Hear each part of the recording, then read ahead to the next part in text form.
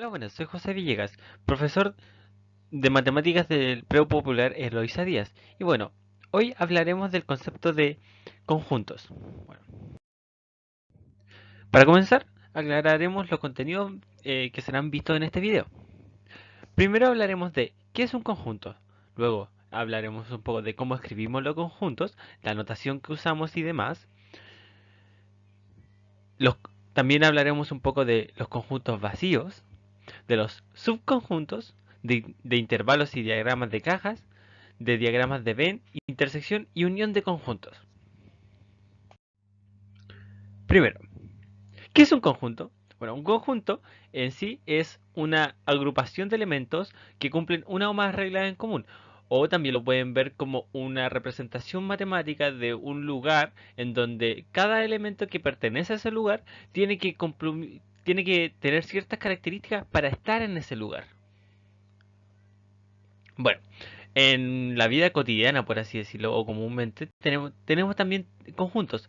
Por ejemplo, tenemos el conjunto de las frutas, en donde la regla que tienen que seguir las frutas para estar en ese conjunto es ser una fruta. Son cosas que son una fruta, entonces pertenecen al conjunto de las frutas. También tenemos el conjunto de los instrumentos musicales, en donde cada elemento que está en este conjunto tiene que cumplir la regla de ser un instrumento musical. Luego, tenemos el conjunto de las personas de, de los profesionales de la salud, en donde para estar en este conjunto tienes que ser un profesional de la salud.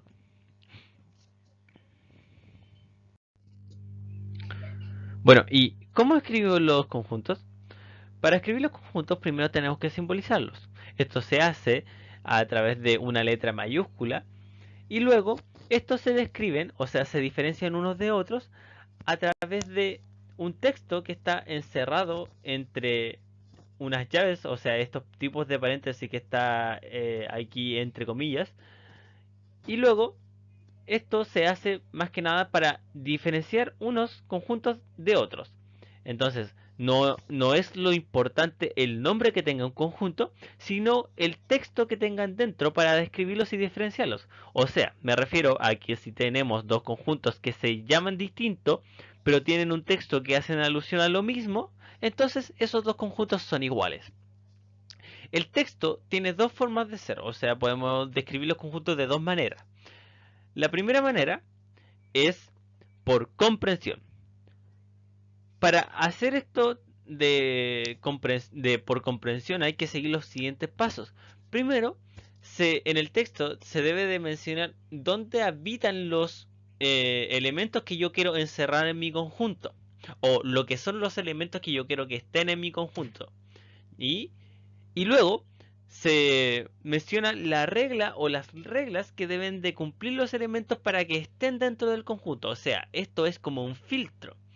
O sea, que es decir, yo digo dónde está mi elemento y después le hago un test diciendo, ¿cumple esta regla o no cumple esta regla? Y si la cumple, está dentro del conjunto que yo quiero armar y si no la cumple, está fuera del conjunto que yo quiero armar. ¿Ya?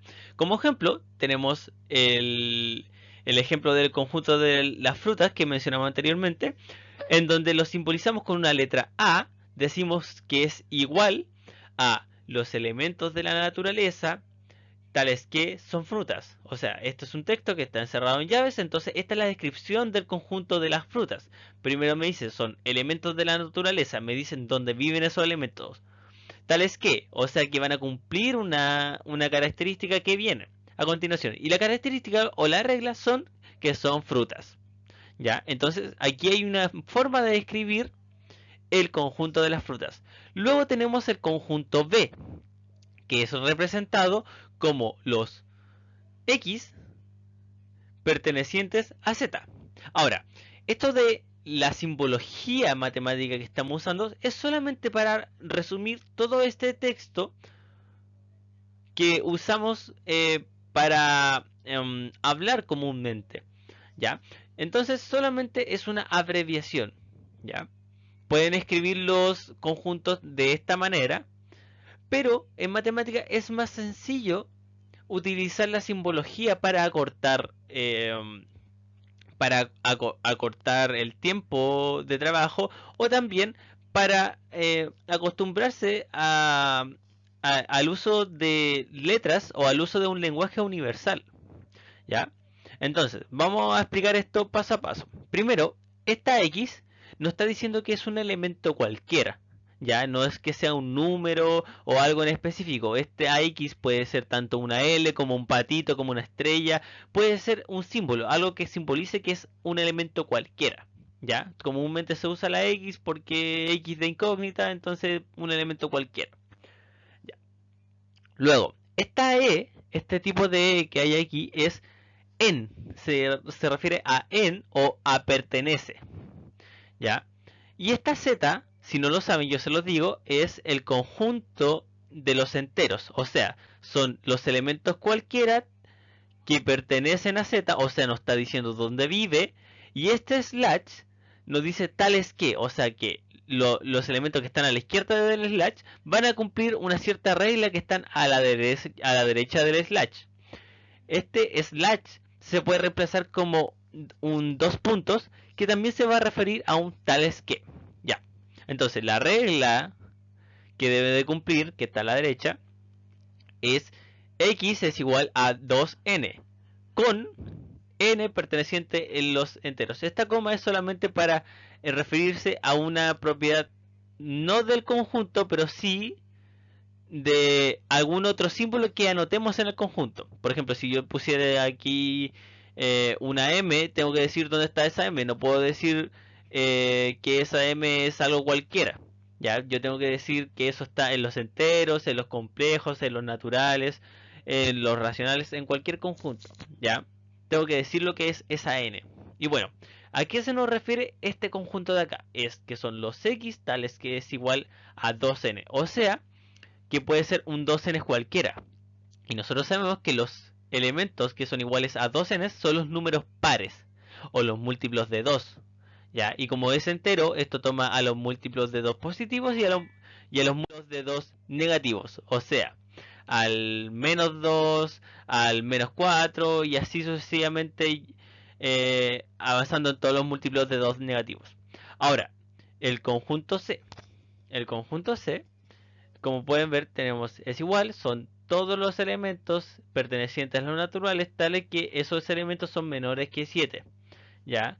¿Cuáles son los elementos menores que 7 en los naturales? Serían el 1, el 2, el 3, el 4, el 5 y el 6. ¿Ya? Y esto, como podemos ver, estamos diciendo que es igual a otro conjunto. Ya que yo les quiero hacer entender que estos dos conjuntos son iguales. ¿Por qué? Porque tienen un texto que hace alusión a lo mismo. ¿Ya?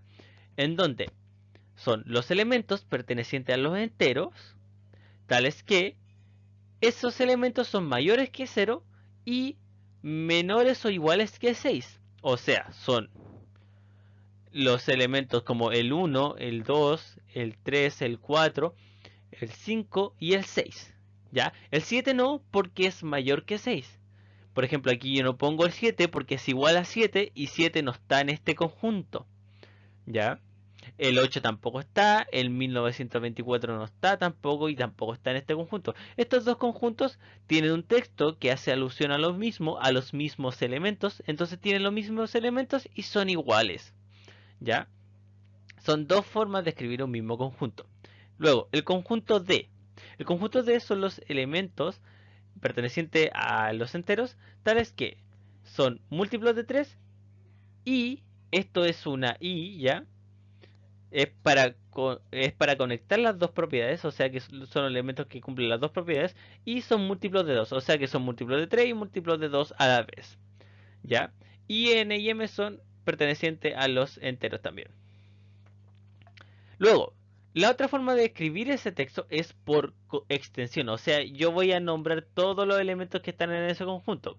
De nuevo, para el conjunto A, el conjunto de las frutas, yo nombraría todas las frutas. Aquí puse algunas nomás, las que más me gustaban, por ejemplo. Pero luego estos tres puntitos no quiere decir que hay más elementos. No los voy a nombrar todos porque son muchos, ¿ya? Pero hay más elementos.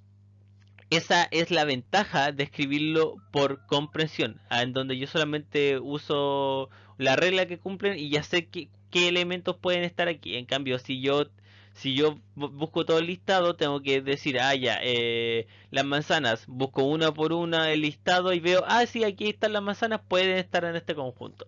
¿Ya?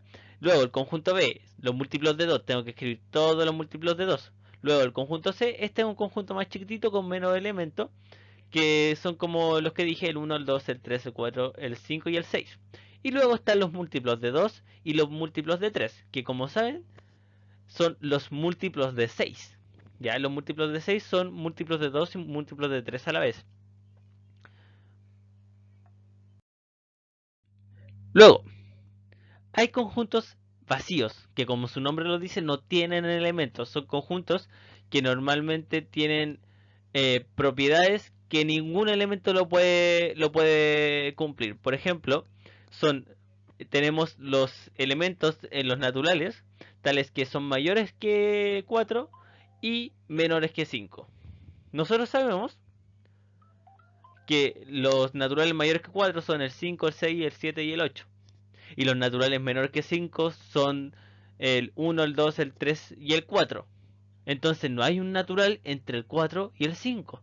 Por eso, este conjunto es vacío, porque no hay un natural que cumpla estas dos propiedades. ¿Ya? Luego, el conjunto S.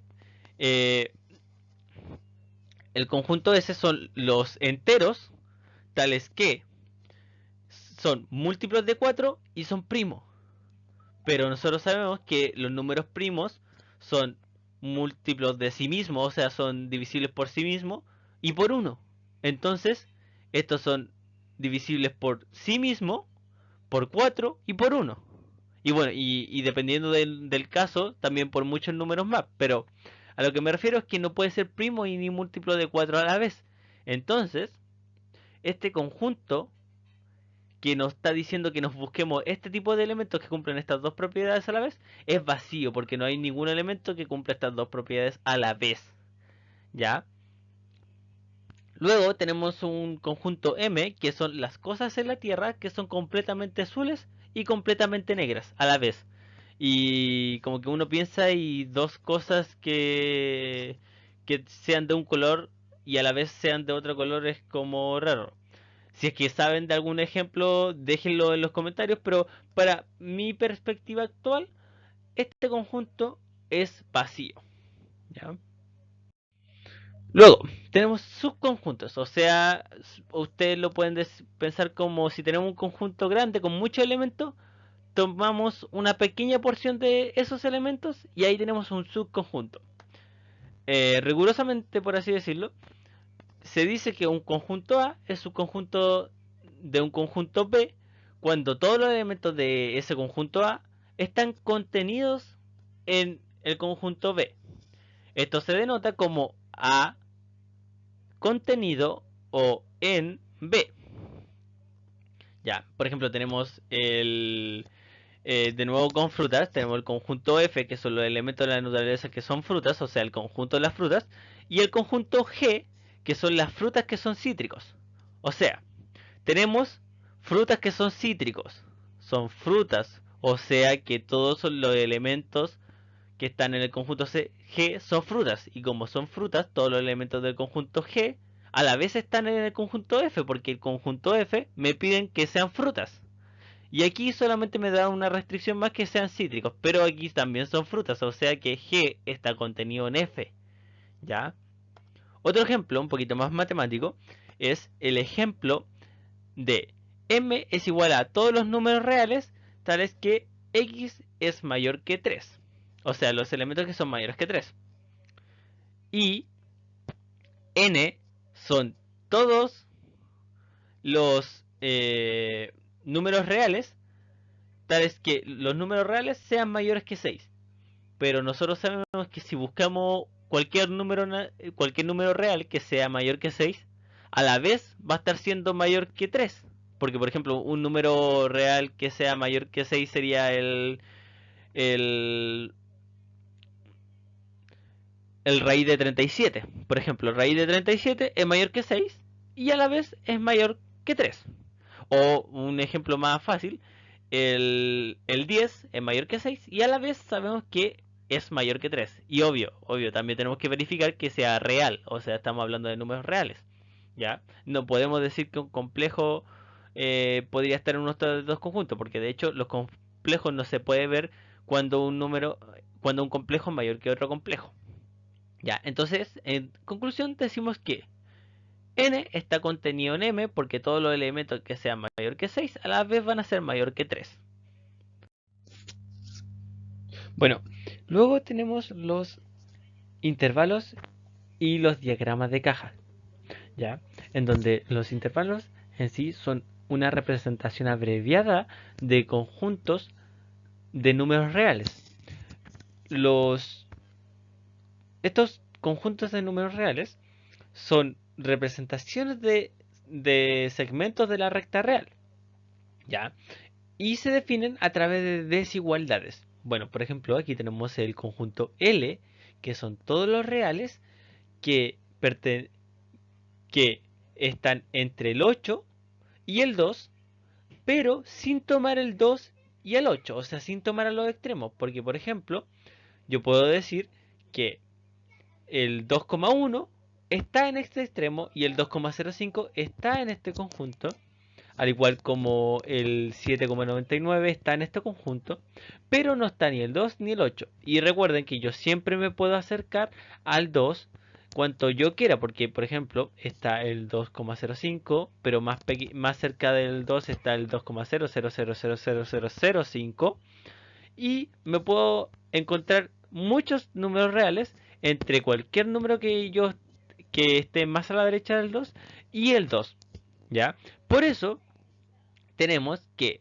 esta desigualdad que está aquí repetida en el conjunto y todo este conjunto se puede abreviar como un A, B, en donde A y B son los extremos y los corchetes hacia afuera o los paréntesis hacia adentro representan de que no se toman los extremos en este intervalo. Esta es una representación abreviada de todo este conjunto. Y luego está la representación pictórica, que es, de nuevo, toma la misma idea de todo un segmento de recta en donde los puntos blancos en los extremos simbolizan de que no se toman los extremos, o sea, el A en este caso sería el 2 y el B sería el 8, ¿ya? Como pueden ver es un trazo continuo, no hay cortes, lo que quiere decir que entre cada número que yo esté entre A y B, ya voy a encontrar un número que esté al medio de esos dos números, ya como pueden haber visto antes, entre dos números reales siempre va a haber un número real, va a ser una recta continua. Lo importante de esto que se tienen que acordar es si es simplemente mayor y no es mayor igual, son corchetes hacia afuera o paréntesis hacia adentro de los intervalos. Y lo otro es que si es mayor o menor que, no se toman los extremos, ¿ya? Luego está, por ejemplo, el conjunto de todos los números reales, tales que son mayor que menos 24. Todos los números reales que son mayor que menos 24 está, por ejemplo, el 1.000.000, el 1.000 trillones, el 4.854 miles de millones, ¿ya? Muchos números muy, muy, muy grandes que van a ser mayor que menos 24. Por eso, eso de ser mayor que menos 24 se simboliza como estar entre el menos 24 sin tomar al 24. De nuevo, no hay un igual aquí, así que es solamente mayor que menos 24. Es estar mayor que el menos 24 y menor que el más infinito. Esto de menor que más infinito es porque van a haber números muy demasiado grandes, pero no se van a alcanzar el infinito. ¿Ya? Yo puedo encontrar infinidad de números más grandes y siempre ir buscando números más y más grandes, ¿ya? Pero nunca llegar al símbolo infinito. Solamente podemos tener la noción de que el número infinito es que representa que son números muy muy grandes, ¿ya? Son continuos. Son continuos hasta llegar a números muy muy grandes que van a seguir siendo mayor que menos 24. De nuevo, la representación abreviada serían intervalos hacia afuera porque no se toma el más infinito, no puedo llegar al más infinito, ¿ya? O paréntesis hacia afuera, ¿ya? Son intervalos que son representados con corchetes hacia afuera porque no toman los extremos o paréntesis hacia lo dentro. No lo, no lo mencioné porque no es tan importante, pero lo dejé aquí escrito que el intervalo anterior es un tipo de intervalo que se llama intervalo abierto. Ya es solamente para conceptualizar lo que está mostrado aquí, pero a veces no es tan necesario aprenderse el nombre, pero sí la forma que tiene que tener este intervalo. Por ejemplo, en el anterior los dos extremos no se tomaban, ¿ya? Y en este, uno de los extremos no se toma y el otro extremo es el infinito. Y que se llama intervalo indeterminado porque el infinito puede verse como un número indeterminado, que es un números muy grandes, pero no sé el valor específico de lo que estoy hablando, y positivo abierto. O sea que este lado es abierto. ¿Ya? Y luego la representación pictórica es que el A se toma y luego hacia la derecha se pone una flechita para simbolizar que se sigue hacia el más positivo. Y bueno, aquí tenemos un cuadro resumen en donde la única diferencia es que en los mayores iguales aquí tenemos un puntito negro en vez de un puntito blanco, ¿ya? Y aquí están los nombres de cada uno de cada intervalo, ¿ya? Por ejemplo, aquí tenemos un intervalo cerrado en donde los dos extremos se toman dentro de este conjunto, ¿ya? Esto de tomar es que pertenece al conjunto que está entre A y B y se toman como corchetes cerrados mirando hacia los números, ¿ya? Y esto de cerrado es que A y B estarían en el conjunto, se representa, por eso es un punto negro. Otro ejemplo, aquí está que un lado se toma, ya, que es el de la derecha, y para el otro lado se va hacia el menos negativo, o sea, son números muy, muy, muy grandes, pero negativos. Y luego la representación pictórica es des- desde la, tomando la, se hace una recta hacia arriba y después una recta hacia la izquierda con una flechita simbolizando que se sigue hacia la izquierda. Y bueno, esto para que le echen una mirada. Luego, tenemos los diagramas de Venn y la intersección y unión de conjuntos. Los diagramas de Venn se utilizan para representar las operaciones entre conjuntos, que en este caso las operaciones entre conjuntos serían la intersección y la unión de conjuntos. Por ejemplo, bueno, primero, la intersección sería, sería otro conjunto más que se forma a partir del conjunto A y un conjunto B. Ya pueden ser más conjuntos, pero para ahora sería el conjunto A y el conjunto B. Por ejemplo, si tenemos un conjunto A y un conjunto B que tienen una regla de A y una regla de B, entonces la intersección será simbolizada con A inter B y los elementos de la intersección, que es un nuevo conjunto, van a ser elementos que cumplan las reglas de A y las reglas de B a la vez. Otra forma que lo pueden ver es que los elementos de A inter B son elementos que están en A y a la vez están en B. Son elementos que son compartidos por A y B. ¿Ya? Luego, aquí un pequeño ejemplo, tenemos los números que son los números reales que son menores que 4, la representación en el intervalo y la representación pictórica.